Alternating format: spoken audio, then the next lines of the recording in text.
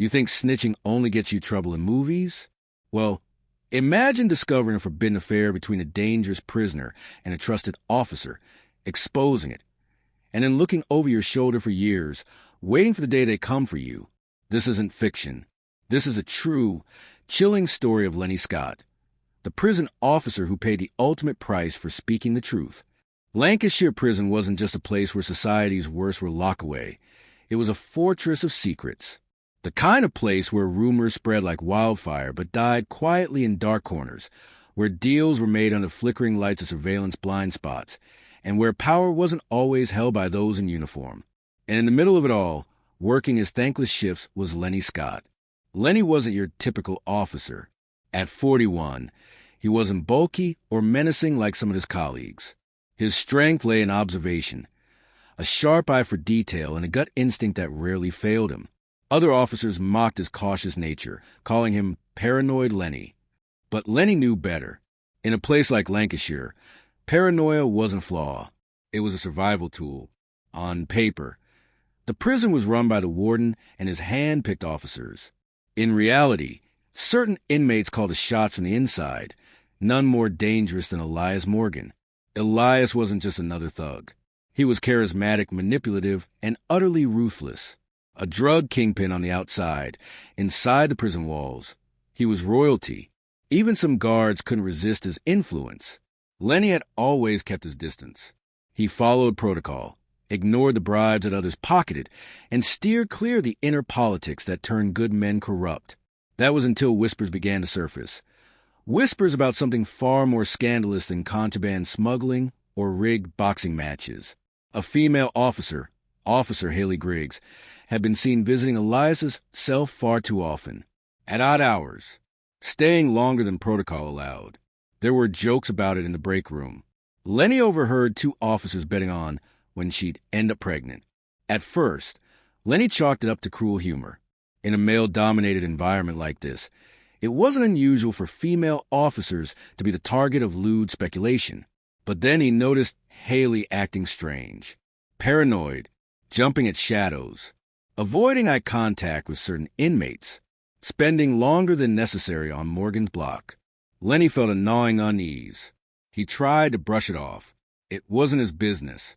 His job was dangerous enough without stepping into someone else's mess. But something about Haley's face haunted him, the kind of desperation you can't fake. One evening during his night shift, Lenny caught a glimpse of something that shattered any remaining doubt. Haley slipped into Elias Morgan's cell, closing the door behind her. That was an immediate violation of protocol. No officer was permitted inside an inmate cell alone, let alone after hours. His stomach clenched. He debated with himself for nearly 20 minutes, pacing back and forth like a caged animal. He could ignore it, pretend he hadn't seen anything. That's what most would do. That's what smart men did if they wanted to keep breathing. But Lenny wasn't like them. That night, after his shift ended, Lenny didn't go home. He drove to a 24-hour diner on the outskirts of town, sat in a corner booth nursing a bitter cup of coffee, and weighed his options. Report it? To whom? Half the supervisory staff were either on Morgan's payroll or too terrified to cross him. He thought about Haley. Maybe she was in over her head. Maybe she didn't have a choice. Maybe she was just another victim. But if things went wrong, it wouldn't be Morgan who paid the price. It'd be her, or some innocent officer caught in the crossfire. That was the night the whispers behind the walls became Lenny's burden. The beginning of a path that would lead to betrayal, isolation, and a brutal, cold-blooded murder that would shock the entire prison system. And deep down in the pit of his gut, Lenny knew it. Even as he drained his cup, threw some coins on the counter, and stepped back into the night, he could feel the noose tightening. Because in Lancashire prison, secrets never stayed buried for long. It was a sweltering July afternoon when everything shifted. The kind of day where the air inside Lancashire prison clung to your skin, thick with the stench of sweat, disinfectant, and hopelessness. Lenny Scott was on duty, patrolling cell block C, his boots echoing off the cold concrete floor. Routine rounds had a way of dulling the senses. Day in, day out, the same faces, the same jeers, the same locked doors. But on this day, something snapped Lenny out of the monotony. A commotion at the far end of the block. Two inmates brawling over a pack of cigarettes. It wasn't unusual, but protocol dictated intervention. As Lenny radioed for backup, his eyes caught a glint of something metallic beneath one of the bunks in Elias Morgan's cell. It was barely visible, tucked just beyond sight. Morgan wasn't in his cell at the moment. He was in the infirmary for a routine checkup. That alone was odd. Elias rarely left his domain without reason. Curiosity prickled at Lenny's gut. He called for the cell to be opened, citing standard inspection procedure. The officer on duty hesitated, but complied. Inside, Lenny knelt down, heart pounding in his ears. His fingers closed around the object, a sleek, black burner phone. Illegal, deadly, and in this prison a potential time bomb. He didn't turn it on immediately. Instead, he tucked it inside his vest, masking his find. The other officer was none the wiser. Lenny finished his sweep and left the cell, his pulse thundering. In the break room, away from prying eyes, Lenny finally powered up the phone. His hands trembled as he navigated through the messages. Each new screen a gut punch. There it was. Photo evidence. Messages. Explicit exchanges between Elias Morgan and Officer Haley Griggs. Dates. Plans. Even smuggled photos of documents and contraband routes within the prison. Lenny's stomach churned. It was worse than he imagined. Not just an affair, this was an organized operation. Haley was funneling information to Morgan, granting him leverage over the prison's operations, and by extension, its staff. The messages detailed planned beatings, set up altercations, and even hinted at manipulating parole hearings. The corruption wasn't isolated, it was systemic. Lenny knew what this meant. Possession of that phone could get him killed. Reporting it might end his career or his life. But ignoring it? That wasn't an option anymore. As his thumb hovered over the delete button, a message notification popped up. From Haley G., all clear. You will have the shift alone tonight. Room ready. Lenny's blood ran cold. They were planning something. And from the context, it wasn't a romantic rendezvous. Someone, maybe another inmate, maybe even a guard, was about to become a target. He had no time. Lenny made a snap decision.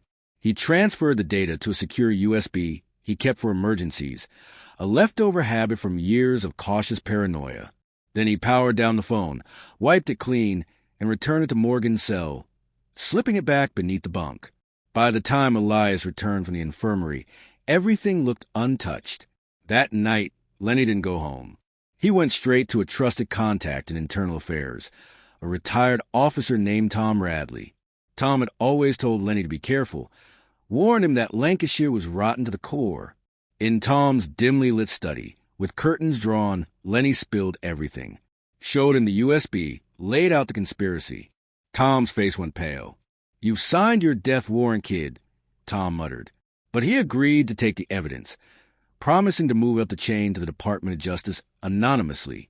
Lenny felt a strange mix of relief and terror. He knew the retaliation would come. But for now, he had done the right thing.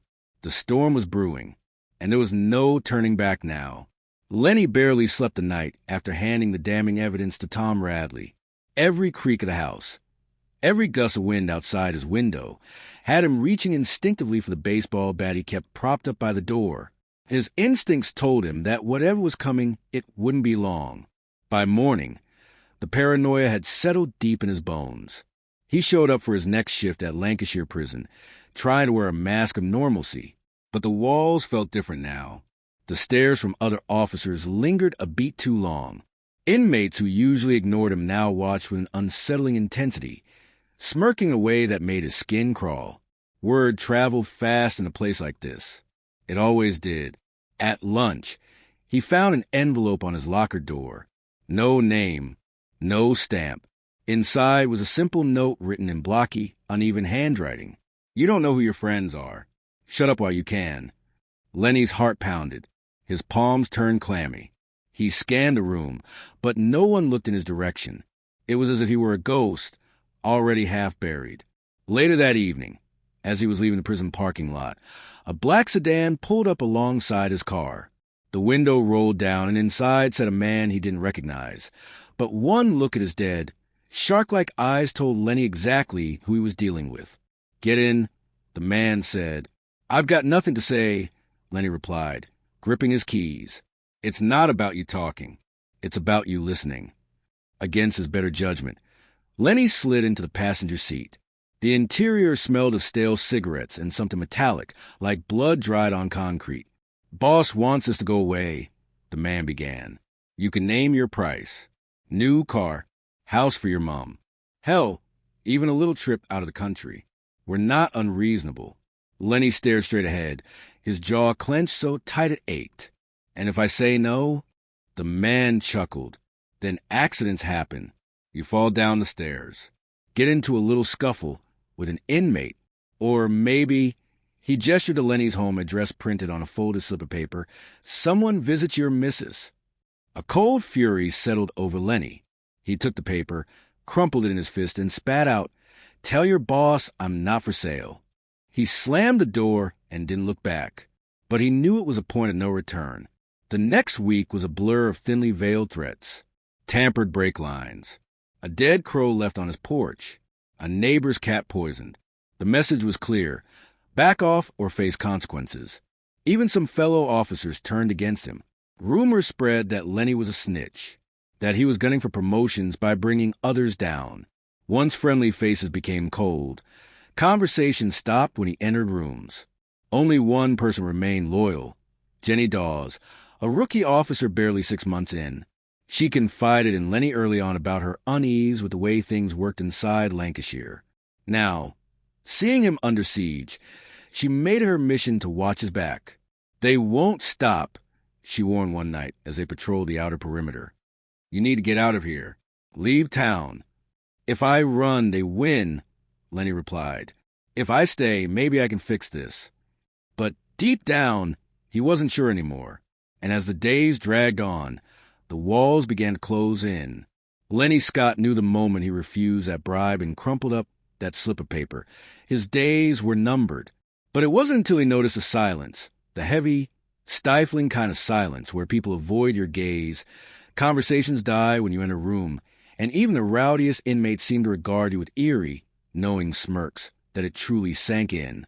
It began with the little things. His locker being emptied, his keys misplaced, memos conveniently not reaching his desk, schedules suddenly shifting, so he found himself alone more often than not. Fellow officers, men he'd shared beers with, now acted like he didn't exist. Jenny Dawes tried to keep his spirits up. "Maybe it'll blow over," she suggested one evening as they shared a cigarette outside the staff entrance, the only place where no cameras could catch their whispered conversations. But Lenny shook his head. "It's not going to blow over, Jenny. It's going to blow up." And he wasn't wrong. One evening, about 2 weeks after the bribe attempt, Lenny's house was broken into. Nothing was stolen. Not the TV. Not his wallet left carelessly on the kitchen counter. What they took was his peace of mind. His bedroom was ransacked, his family photos shredded, and on his bathroom mirror, written in what looked suspiciously like dried blood, "Dead men don't talk." The police were called. A report was filed, but the responding officers barely tried to mask their disinterest. One of them even muttered, "Should have kept your head down," under his breath as he took Lenny's statement. That night, Lenny sat in his living room with a loaded shotgun across his lap, the lights off, every creak in the house tightening the knot in his stomach. Jenny checked in on him the next day. "You should leave town, Len. Go to your sister's. Somewhere no one knows you." But Lenny wasn't ready to run. "If I leave, who's next?" "You." "Some other rookie who doesn't know better." The tension built like a storm cloud. At work, prisoners would mutter ominous things when he passed by. "Tick-tock, Scotty," they grin. On one occasion, he found a crude drawing of himself hanging from a noose scratched into the wall of the staff bathroom. Internal Affairs claimed they were investigating. Tom Radley kept updating him, assuring him they were gathering evidence, that arrests would be made. But it wasn't fast enough. Lenny could feel time slipping through his fingers. Then came the final message. It arrived via Jenny, who found it taped to her locker. A plain, unmarked envelope containing a photo of Lenny leaving his house, a sniper's red laser that photoshopped onto his chest, and a single word: "Soon." Jenny's hand shook as she passed it to him. "You can't stay, Lenny." This isn't a warning anymore. It's a countdown. But for Lenny, it wasn't about survival anymore. It was about seeing this through. "I'm already dead, Jenny," he said softly. "Might as well make it count." The date was October 17th, a gray, drizzling evening in Lancashire, the kind of weather that seemed to mirror Lenny Scott's state of mind, heavy, suffocating, and charged with an unshakable sense of finality. That morning, he'd almost convinced himself to leave. Almost. But fate, it seemed, had other plans. After his shift, Lenny decided to hit the gym. Routine had always been his armor against the madness. The clang of weights, the pounding of his feet on the treadmill, the mindless repetition. It helped drown out the whispers, the threats, the constant gnawing fear. Jenny had offered to join him, but he'd waved her off. "I'll be fine," he'd insisted. And for a while, he believed it. The gym was nearly empty that night. Just a few diehards. Lenny worked through his usual sets, sweat pouring from him, muscles aching, tension bleeding out with each controlled lift. It was almost enough to make him forget. Almost. As he exited the gym just after 9:30 p.m., the parking lot lay under a sheen of rain. The flickering streetlights cast long, distorted shadows. His car was parked at the far end, where the old CCTV camera hadn't worked in months, a detail he'd overlooked and one his enemies hadn't. Lenny never saw it coming. Two muffled pops shattered the quiet night. The first struck him high in the shoulder, spinning him violently. The second hit center mass, and he collapsed against the cold, wet asphalt, the metallic taste of blood flooding his mouth. The shooter didn't linger. Witnesses later said a figure in a black hoodie calmly walked away, blending into the rain-soaked night. Inside the gym, a young employee named Adam sprinted out, finding Lenny lying in a spreading pool of crimson. The old officer's eyes struggled to focus, lips moving soundlessly. "Hang on, mate. Ambulance is coming." Adam kept repeating. But Lenny Scott was already fading, and his final thought wasn't fear or regret. It was fury. Fury that Morgan and his lapdogs thought they'd won. Fury that his story might die with him.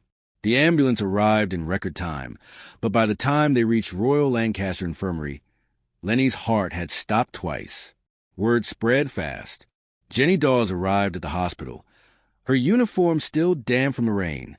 She wasn't family, wasn't authorized, but she stormed past security with tears and fire in her eyes. When they finally let her in, Lenny's face was pale, waxy. The beeping machines a cruel reminder that life hung by a thread. He opened his eyes, barely, managed a faint, bloody smile. "Jenny, don't let them win." Those were his final words. At 11:12 p.m., Lenny Scott was pronounced dead. The news rocked Lancashire prison. To the public, it was another unsolved shooting in a rough town. But behind those walls, everyone knew. And in Elias Morgan's cell, a smug grin spread across the inmate's face. But the war was far from over. Lenny Scott might have died on that rainy night outside the gym, but his story didn't end there. Not by a long shot. Jenny Dawes, grief-stricken and enraged, refused to let Lenny's death fade into just another unsolved case file. She knew too much. She'd seen too much. And now, she was no longer content to be a passive witness. In the days following the funeral, Jenny met with Tom Radley behind closed doors. There was no pretense anymore. Both knew who was responsible, and both knew internal affairs' so-called investigation would quietly stall and vanish. But Jenny wasn't after protocol anymore. She was after justice. She started with the files Lenny had left behind. Meticulously organized notes, photos, recordings. Evidence Lenny had gathered not only about Morgan's affair, but about an entire network of corruption inside Lancashire prison. Guards on the take. Contraband smuggling. Favors traded for silence. Jenny reached out to a trusted contact, a retired officer named Alan Briggs, a man known for his unshakable integrity. Alan had been driven out years prior for refusing to cover up a death in custody. If anyone would help, it was him. Together, they devised a plan, not through official channels, but through the court of public opinion. Jenny leaked select pieces of evidence to a local journalist, a hard-nosed reporter named Sarah Connell, known for exposing police scandals. Sarah ran a front-page story titled, Prison officers' murder tied to corruption cover-up. The piece ignited a firestorm. Public outrage surged. Pressure mounted on local officials. And for the first time, real scrutiny fell on the prison's administration. Jenny then approached inmates Lenny had once protected, men who, despite their criminal records, valued loyalty and fairness. Word spread that the hit on Lenny came directly from Morgan. It was a code breaker, even among criminals. Morgan's days of swagger ended swiftly. His former allies turned. Information flowed. A contraband phone smuggled out recorded a confession, Morgan boasting about handling that rat Scott. Jenny ensured that recording made its way to multiple news outlets, the police commissioner's office, and the governor. Within a month, Elias Morgan was transferred under heavy guard to a maximum security unit. His former influence gone, his protectors disowned him. He was attacked twice by inmates seeking to earn favor by taking out the man who ordered a hit on a guard. Jenny wasn't finished. Every officer complicit in the cover-up was named and shamed. Disciplinary hearings followed. Several were dismissed. Some faced criminal charges. Jenny Dawes left Lancashire prison 6 months later, head held high, taking a job with the National Prison Inspectorate, vowing to fight corruption from the top down. And every year on October 17th, she returned to that lonely gym parking lot, not in mourning but in defiance. Lenny Scott's death wasn't forgotten, and neither was his fight. Sometimes the bravest thing you can do is stand your ground, even when it costs you everything. Lenny Scott's story isn't just about revenge. It's about the power of legacy, loyalty, and refusing to stay silent. If this story gave you chills, smash that like button. Share it with someone who needs to hear it, and tell us in the comments, what's the most satisfying revenge story you've ever heard? And of course, subscribe for more unbelievable true stories every week.